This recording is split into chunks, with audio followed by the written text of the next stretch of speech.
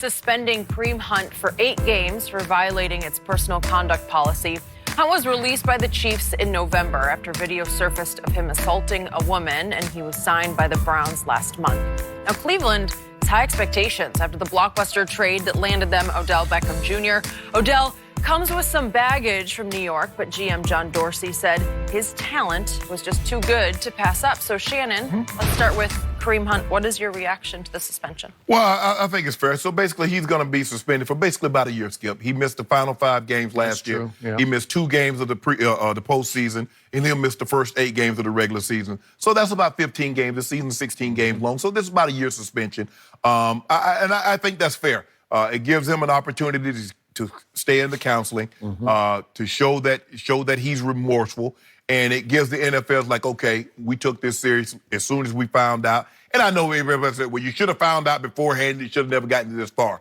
Well, Kareem Hunt should have never done what he done, and then we wouldn't be in this situation. Yep. But I think it's fair. I think the NFL is like, okay, 8 games is enough considering that you missed, basically 8 games last year.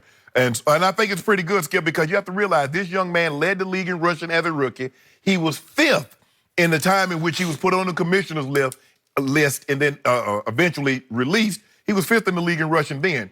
He's a different type of back. He's a special type of back that can run it and he can catch it. Really can. I think Cleveland, for what they gave up, they didn't have to give up anything. And so he's still in his 3rd year. That's nothing for what they paid. They probably giving him, $400,000, $500,000. And that's going to be cut in half. So I think this was a good pickup for him, for them. Now, it's a little risky because he's from the Cleveland area. Is that good or bad?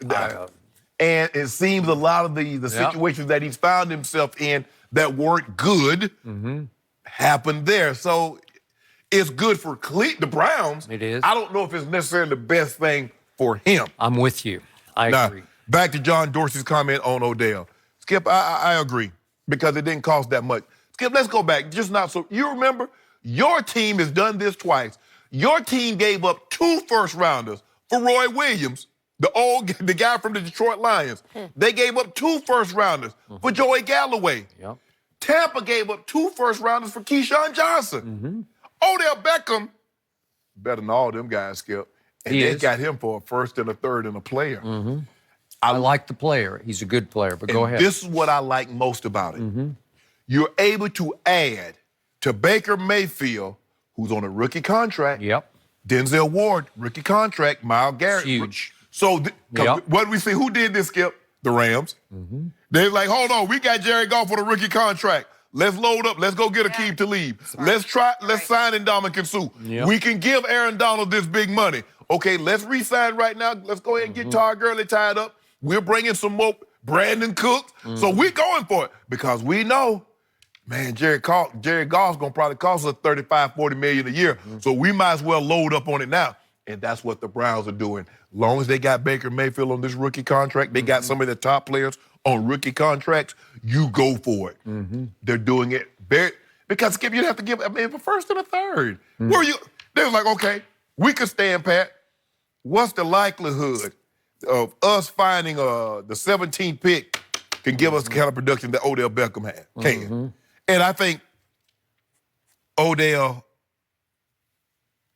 is going to be on his best behavior because he knows now. You got up out of the Giants, said, look, as talented as you are, we just can't stomach you anymore, bro. And I think Odell might be even better. You know why, Skip? Because Baker Mayfield, at this point right now, is better than Eli Manning. I hope so. We're not talking about what Eli's accomplished Super Bowls, and he's gone to the Pro Bowl. But he's not better than Baker right now as we sit here. And Eli hadn't been good. I don't know why. And you guys I don't know. Maybe Eli got tapes. Maybe he got some Watergate tapes on somebody saying something inappropriate about somebody else. Because that's the only way I can explain Eli Manning still on this roster if you got a plan. But I like this move for the Cleveland Browns, Skip. Eli Manning still has 2 Super Bowl wins over Tom Brady. That's what he's still banking on. Okay, what do you say he got? Yeah. So when was the last one he had? So what we gonna do? See, they done paid him $150 million for those. Yeah. So how much longer do they got to pay him? I don't know. It's a good question. You like it because he in the Cowboys division, and that's 2 easy wins a year for you. Thank you. I was just going to say, I feel like that's not what you bring it. You don't bring it up very often because it helps you. 2 easy wins against the Giants, 2 easy against Carson Wentz. No, we're good. No. Washington scares me. Whatever. Case Keenum scares me. Yeah. Case Keenum scares you. He scares me. You should. He's a gamer. He should scare the Washington fans. He in the game? Oh, let me hide my face. All right, back to Kareem Hunt. Okay. I have some mixed emotions that he only got 8 games. You make a very valid point. He actually missed 5 at the end of last year. So you can effectively argue, well, it was. I would not have been surprised or disappointed if he had gotten the whole year off, suspended. Okay. But again, he will be back after 8 games. Okay. So now let's just do on the football field, because I don't want to retry him in the court of public opinion. Correct. On the football field, when he does return, this is a loaded offensive football team. You can argue it's already the best receiving core in the league. And Nick Chubb was exploding by the end of the year. Yeah. And Duke Johnson is a talent. I don't know that they will now hang on to Duke Johnson. they might trade him. They'll have to hang on to him maybe for a while. But again, I don't think you can carry 3 backs of that quality and magnitude. Okay. But will Kareem Hunt bring new sizzle to the... Yes, he will. Yep. You can do a lot of new things with him. Freddie Kitchens will be very happy as he is game planning. So, back to Odell. Did you read the story that came out yesterday? The woman called 911 because some guy next door was out in the yard screaming. And, We got Odell! okay? Yep. He was screaming about Odell. And again, we did our promotion the other day. The day you were off, we were going to do Skip rides the roller coaster, Right. and we got derailed by the Odell story, so we weren't able to do it on the air. I'm actually going to pay that off on social media after this show today Oh, and good. answer lots of questions, and I thank you Glad for you're all of doing your that. questions. Okay. Answer But mine, too. I will. I'm going to save yours for last. It's going to be the last one I do.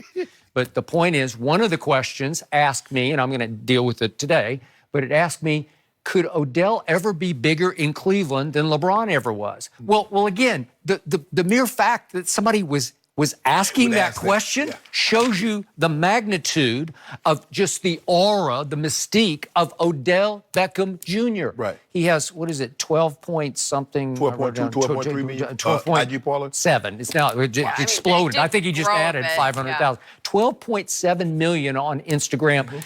What was AB the other day? 3 something. Okay, so he just it's like a mushroom cloud of aura and presence. He's going on NBA. He's not even in LeBron's ballpark, but still, he's the closest thing in this league to an NBA superstar, Correct. right?